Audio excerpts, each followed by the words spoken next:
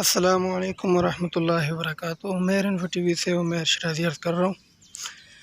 اللہ پاک اپنے بندوں سے ہمیشہ ایسے کام کراتے ہیں جن کو انسان دیکھ کے دنگ رہ جاتا ہے، اور ان کی کرامات اللہ پاک واضح کر دیتے ہیں۔ ظاہری بات ہے، انسان جب اللہ کے لیے اپنا سب کچھ چھوڑ کے نکل جاتا ہے اللہ کی رضا کے لیے، تو اللہ پاک اس کے لیے حالات کے بڑے بڑے کام اس کے لیے آسان کر دیتے ہیں۔